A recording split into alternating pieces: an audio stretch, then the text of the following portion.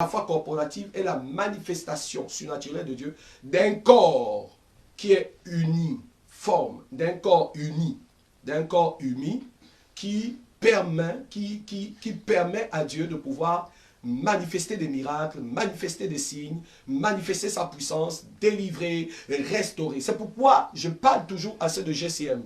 C'est que quand nous venons à nos réunions de prière, quand nous venons à nos temps d'adoration, ne soyez pas dispersés, soyez concentrés.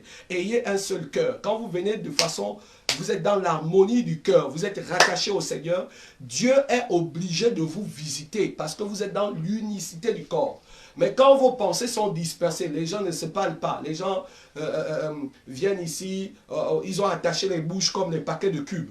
Ils sont là, ils regardent l'autre et vous vous regardez comme des chiens défaillants. Hein? Vous ne pouvez pas vous parler, vous ne pouvez pas... En ce moment, le corps dit, la Bible dit que le corps est divisé. Et quand le corps est divisé, la foi corporative ne se fait pas. C'est pourquoi vous rentrez dans plusieurs églises. Je vais vous expliquer quelque chose. Permettez-moi d'insister un peu là-dessus. La plupart des églises qui se sont créées par division ont un problème. Je répète, je dis la plupart des églises qui se sont créées sur la base des scissions ont un problème. Le problème c'est quoi? C'est que la puissance de Dieu peut agir, mais elle n'agira pas à un certain niveau. Vous comprenez? Pourquoi? Pourquoi elle ne peut pas agir d'un certain niveau? Parce qu'ils sortent d'une scission. Et quand ils sortent d'une scission, ils sont partis... Ils ont été divisés. Quand ils rentrent à l'intérieur, il y a des groupuscules qui se forment. La plupart des églises qui se sont créées par scission ont des problèmes. Vous voyez un peu, non? C'est-à-dire qu'un pasteur qui était avec un autre pasteur, ils sont rentrés en conflit et ils se sont séparés. Donc quand il y a scission, vous partez créer votre affaire. Quand vous allez créer ça, il va arriver qu'à un moment donné, cette scission que vous avez créée là-bas va vous poursuivre. C'est-à-dire que vous rentrerez encore dans une autre scission. Et la scission va tirer des scissions. Et vous allez voir que les états d'esprit qui ont fait en sorte que vous partez par scission vont toujours vous poursuivre. Et donc, l'onction corporative ne peut pas être suffisamment pleinement établie pour une manifestation parce que vos cœurs sont divisés à la base depuis votre source. C'est pourquoi vous allez voir que beaucoup de ce type d'église ne progressent pas. Vous voyez, non? Ils ont du mal à évoluer. Mais lorsque l'Église s'est créée sur la base d'une inspiration divine et recommandée, vous voyez, la recommandation comme j'ai dit, la recommandation relève d'une délégation d'autorité et de pouvoir. D'accord? Par une autorité qui investit, qui dit « je reconnais le ministère d'un tel » et puis je le recommande pour aller pour le ministère. Quand vous allez comme ça, vous êtes sous une charge de bénédiction. Et à partir de là, tout ce que vous êtes en train de former va avoir un socle totalement solide.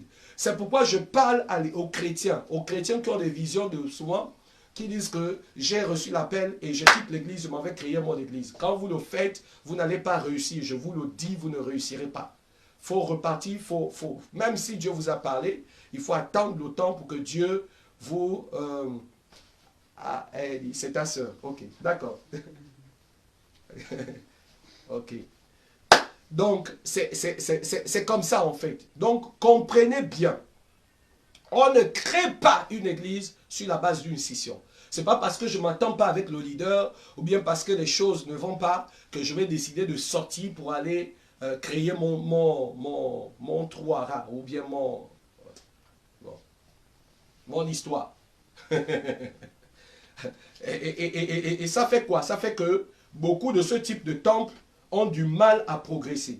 Moi, je bénis Dieu. C'est une grâce que Dieu m'a faite de ne pas être sorti comme ça là, mais de suivre la procédure normale. Et pourtant, Dieu m'avait parlé clairement depuis des années que je suis appelé au ministère, tout ça. Je savais que je devais travailler, je devais exercer, je devais faire. Mais je ne me suis pas levé pour dire que, écoute, prophète, je suis avec toi, mais à partir d'aujourd'hui, je dois aller, je sens dans mon cœur qu'il faut que je quitte le Gabon, je m'en vais, et puis je fais le bagage, je pars. Non. Le prophète lui-même, auprès de qui j'étais, a vu que l'appel était là. Et il m'a appelé, m'a dit, fils, maintenant je te libère. Il faut que tu partes. Et j'ai été recommandé au ministère, on a prié pour moi, on m'a recommandé. C'est pourquoi aujourd'hui, je peux exercer en toute liberté, en toute tranquillité, parce que mon esprit, mon âme, je ne suis pas sorti d'une scission, mais je pars sur la base d'une recommandation. Et c'est très, très, très, très important. Or, si vous faites le ministère de la sorte, vous allez remarquer que vous allez progresser parce que l'onction corporative, la foi corporative va être une foi unie. Vous allez remarquer que les cœurs qui viennent vont suivre la vision que vous avez, vont vous suivre et vont suivre la vision. Et il y aura peut-être, il peut y avoir des têtes, souvent il y a des têtes brûlées, mais ils seront canalisés. Parce que tout le monde saura qu'il y a un leader et il y a un leadership qui est là. Ce n'est pas un leadership bancal, mais c'est un leadership bien établi. Vous voyez un peu. C'est pourquoi je dis, toute église qui se crée par une session termine toujours par des sessions. Et c'est toujours, c'est une loi. Je vais vous faire un peu brièvement l'histoire, je ne vais pas dire les noms ici. Moi, je suis né à la fois dans les années 1989 à Béthanie. Et c'est vraiment une très grande église au Gabon. Et je bénis Dieu pour tous les pasteurs de cette église et des gens qui m'ont encadré. Je pense au pasteur Abogué, je pense... c'est des gens qui m'ont poussé aussi dans ma vie, dans ma foi. J'ai reçu Christ à Béthanie et j'ai été formé à l'Alliance chrétienne. Donc, j'ai eu cette grâce-là d'avoir reçu Christ. On dit Paul dit Apollos a planté et l'autre a arrosé. Et c'est ce qui s'est passé dans ma vie. Alors, et dans le processus, il est arrivé à une période, je pense vers les années 90, Béthanie a connu une scission. Ceux qui sont partis, on va dire, je vais dire 80% des églises qui sont créées au Gabon, parlant du contexte du Gabon, 80% ou bien on va dire 70% des églises qui sont créées au Gabon viennent de Béthanie. Parce que, pourquoi? Il y a eu un pasteur qui est sorti, il a créé une église, il a eu une scission, il y a eu une scission. Cette scission entraînait une scission. Et cette scission entraînait une autre scission. Cette autre scission entraînait une autre scission et c'est parti comme ça là. Pourquoi? Parce qu'il s'agit des caractères, il s'agit des états d'âme. Vous comprenez? C'est pourquoi on ne crée pas une église sur la base d'une scission. Écoutez-moi bien, chrétiens de la francophonie. Je parle aux chrétiens de la francophonie. Vous n'avez pas de puissance. Vous n'aurez pas de puissance. Vous n'aurez pas de force. Vous ne pourrez pas manifester Christ comme à la dimension dont il veut si vous sortez d'une église pour aller créer une église. Je vous le dis. Dieu va agir, oui, mais Dieu n'agirait pas comme il devrait agir. Et puis, à un moment donné, les mêmes causes produisent toujours les mêmes effets. Vous allez vous retrouver dans un environnement où finalement, votre session va vous rattraper et vous allez vivre et subir la prochaine session qui sera... Parce que le caractère, c'est en nous, en fait. Vous voyez un peu. Et vous allez toujours manifester ça. Vous voyez un peu. Et pourquoi on le manifeste? Parce qu'en fait, il y a absence de la foi corporative. Vous comprenez? Il y a absence de la foi corporative. Il y a absence de la foi du corps. Pourquoi? Parce que le corps ne se déchire pas. Le corps s'étend. S'étend par des branches via une recommandation. S'étend par des branches via une recommandation. Vous savez, c'est comme je suis. Quand un bébé est dans le ventre, c'est le corps. Le corps est comme le bébé qui se forme dans le ventre. D'un côté, au début, c'est d'abord un œuf. Après, il se développe. Après, à un moment donné, la tête commence à se former. La colonne vertébrale, tout ça, les pieds commencent à apparaître. Après, ainsi de suite. C'est comme ça que le corps se forme. Et progressivement, il prend forme. Et ça devient vraiment quelque chose de puissant. Mais c'est un bébé d'abord dans le ventre. Écoutez-moi bien, le corps commence par un bébé dans le ventre. Quand vous avez une vision sur le bébé là qui est dans le ventre, jusqu'à ce que vous soyez propulsé, vous soyez recommandé. Et quand vous êtes propulsé, vous êtes recommandé, à partir de là, vous allez exercer le ministère avec beaucoup de puissance, beaucoup de grâce, beaucoup d'autorité, beaucoup d'onction, beaucoup de faveur. Je ne connais pas, dans l'histoire de l'Église, je n'en connais pas, mais vraiment je n'en connais pas. J'ai lu l'histoire de Gordon Lisney lorsqu'il raconte l'histoire de Marion Branham. À l'époque, Gordon Lisney était un pentecôtiste. Il était des assemblées de Dieu. En fait, il a toujours été des assemblées de Dieu. Et il était très proche à Dewey. Dewey, si vous voulez, et Gordon Lisney, c'est les deux qui ont imposé les mains à Benson Idaousa, voyez, pour le recommander au ministère quand il est parti. Donc, c'est Gordon Lisney et Dewey qui ont imposé les mains à Benson Idaousa. Et l'histoire nous dit ceci. L'histoire nous dit que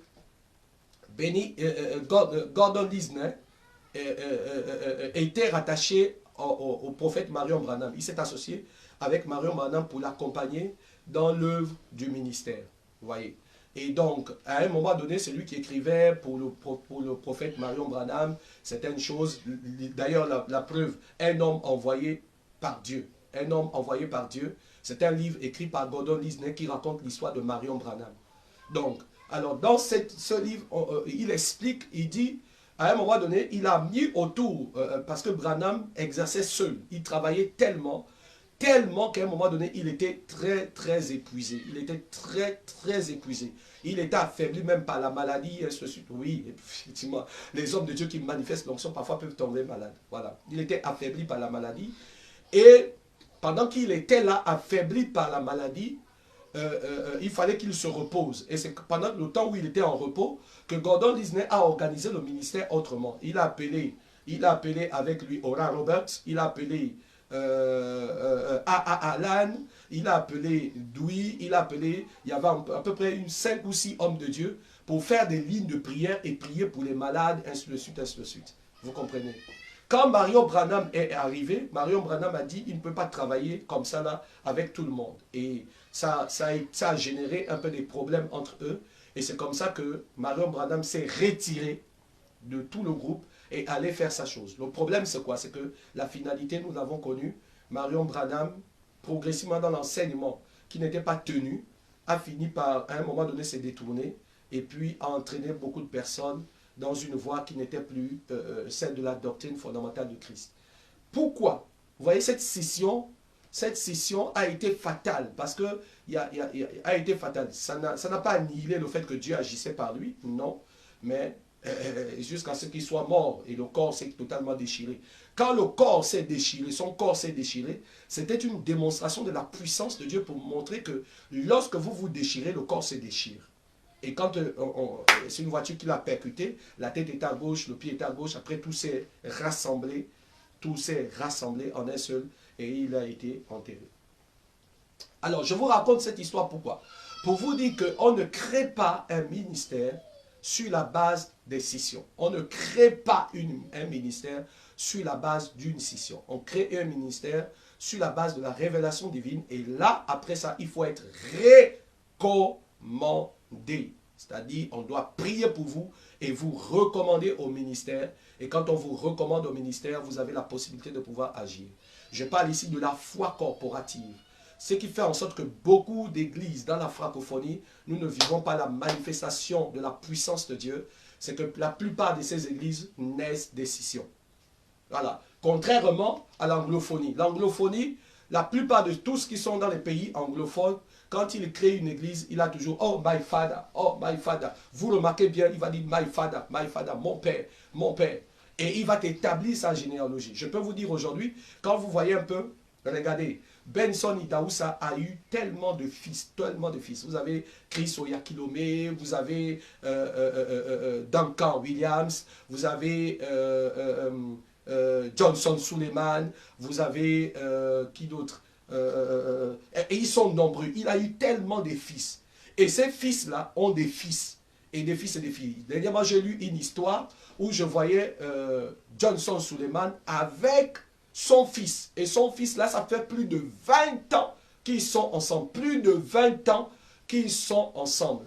Qu'il travaille avec lui, qu'il a à ses côtés, qu'il travaille avec lui, ainsi de suite. Plus de 20 ans. Et la plupart de ceux qui sont allés créer des églises sont allés sur la base d'une recommandation faite. C'est comme ça que l'anglophonie fonctionne. Et vous allez voir que quand vous allez, par exemple, au Nigeria pour créer, pour qu'on vous accepte dans le milieu évangélique, on doit savoir de qui vous êtes le fils. C'est l'un des problèmes qu'a eu TB Joshua à un moment donné, parce que tout le monde avait du mal à l'accepter, parce qu'il ne savait pas d'où il venait. Parce que tout le reste, on savait d'où il venait. Mais sauf TB Joshua. C'est le seul TB que l'on le teach beach, c'est-à-dire que celui dont on ne sait pas, on ne connaît pas ses origines, on ne sait pas d'où il vient.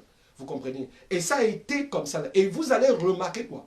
Vous remarquez que l'évangile dans ces nations ont de l'impact. Les gens sont sauvés, il y a des signes, des miracles, des prodiges qui se font, ainsi de suite. Vous voyez un peu, quand vous allez en RDC, c'est quasiment pareil. La plupart des fils qui prospèrent en RDC sont les fils qui ont des pères, qui ont eu des pères. Vous voyez un peu l'apôtre Léon Paul qui opère en RDC. Il est le fils d'Adi Nabala. Vous voyez un peu. Et la plupart, Adi Nabala a beaucoup de fils comme ça là qui se sont créés en RDC. Et vous comprenez que ça là, ça a été une clé. Vous comprenez? Ce n'est pas simplement le fait d'avoir un père. Ça ne dépend pas de ça. Je parle ici de la puissance de la foi corporative. C'est-à-dire que c'est transféré. Lorsque vous allez et que vous avez été recommandé dans le ministère, la puissance de la foi corporative qui a été de là où vous avez été vous accompagne. Les anges de ce ministère vous accompagnent. Et les mêmes signes qui se produisent là-bas se font aussi sur vous. C'est pourquoi aujourd'hui, Dieu peut opérer par moi ici. Même que je prie, je ne prie pas. Le prophète Béni a déjà prié. Donc moi, je reçois simplement la grâce. Vous voyez un peu. À cause de quoi? De la foi corporative. Parce que j'étais rattaché à lui. Et il m'a recommandé au ministère. Et donc, j'ai bénéficié de la grâce qui est rattachée au ministère de cet homme. Vous comprenez un peu? Et la foi là, me permet aujourd'hui, lorsque je prie pour quelqu'un, peu importe l'endroit, Dieu agit. Peu importe le lieu où vous vous trouvez, vous êtes paralytique, je prie pour vous, vous marchez. Pourquoi? Parce que pas que j'ai eu quelque chose de spécial par rapport à vous. La seule chose, c'est que j'étais dans la soumission. Et cette soumission m'a permis. Vous voyez un peu, Jésus-Christ a été dans la soumission. Et la soumission l'a permis d'être élevé. Écoutez-moi, il n'y a point d'élévation sans soumission. Ok? Et il n'y a point de corps sans soumission les uns aux autres. La clé de la manifestation de l'onction dans le corps relève de la soumission aux uns aux autres. C'est pourquoi l'apôtre Paul dit, soyez soumis les uns aux autres. Ok? Que nul ne dise que je suis au-dessus de l'autre. Le Seigneur disait que le plus grand parmi vous doit être votre serviteur. Pourquoi? Parce qu'en fait, quand le Seigneur parle comme ça, il met à disposition les éléments qui vont fonder le corps.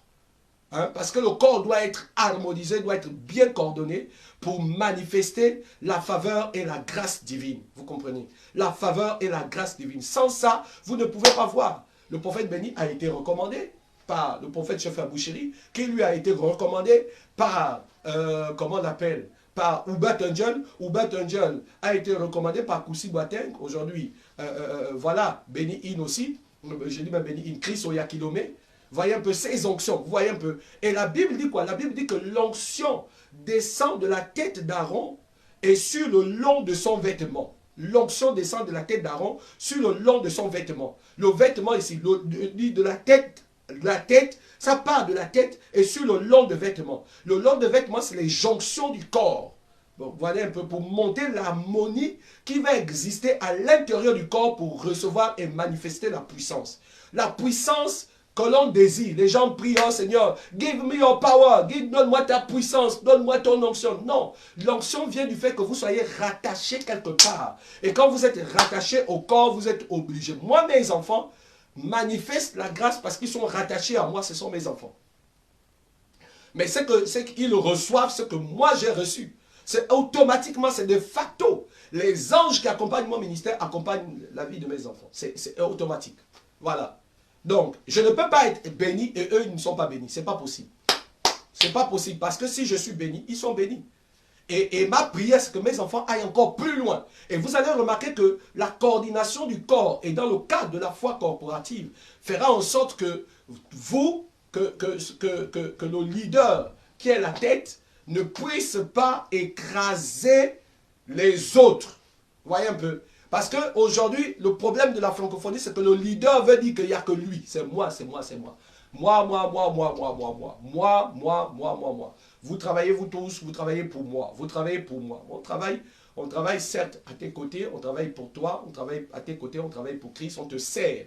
Mais au-delà de ça, il doit y avoir une harmonie. Le leader doit pousser ceux qui sont autour de lui. Le leader doit encourager, doit propulser, doit catapulser ceux qui sont autour d'eux pour leur permettre de pouvoir aller loin. Moi, je serais très heureux que mon fils, le pasteur Landry, je le vois exercer avec puissance. Il y a des moments, il me fait des témoignages, je vois, il me dit, papa, je suis allé prier à tel endroit, il y a eu des guérisons. Je dis, waouh, et quand je viens, je parle de ça.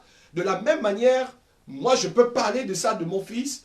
De la même manière, mon père parle de moi comme son père parle de lui. Vous voyez un peu, on n'est pas scandalisé, on n'est pas choqué, on n'a pas, comment on appelle ça, on n'a pas le complexe de dire que c'est forcément moi qu'on doit voir. Non, non, non, non, on n'a pas ce complexe-là. Parce que plus le fils va loin, plus le père monte avec le fils. Est-ce que je parle à quelqu'un?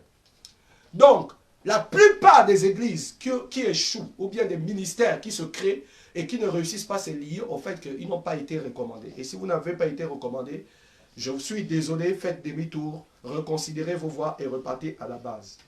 Ok, je reviens.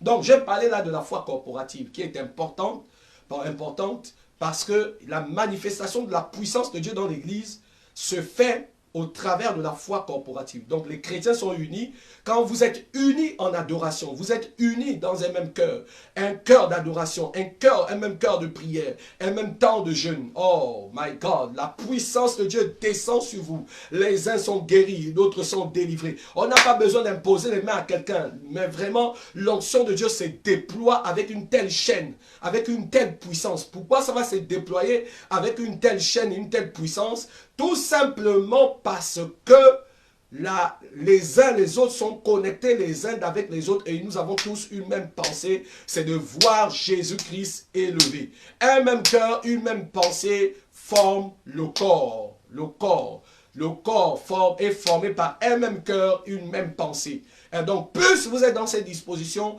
plus l'attitude de la puissance de Dieu peut se manifester. Et je bénis Dieu pour tous mes fils qui me regardent, qui me suivent, mes enfants. Je sais que l'onction qui est sur moi descend sur vous et vous êtes immensement bénis. Et pendant que je parle, la grâce de Dieu tombe sur vous et la puissance de la grâce du corps descend sur vous. Et quand on parle du corps, on ne parle pas simplement de GCM, on parle de l'étendue de GCM. Ça dit que ça va dans le système de l'alliance.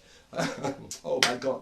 Wow. Ça va dans le système de l'alliance pour tirer la bénédiction sur l'ensemble du corps. Parce que la Bible dit que l'onction part de la tête, descend sur le long du vêtement d'Aaron. De sorte que vous qui suivez, vous qui recevez, vous êtes bénis.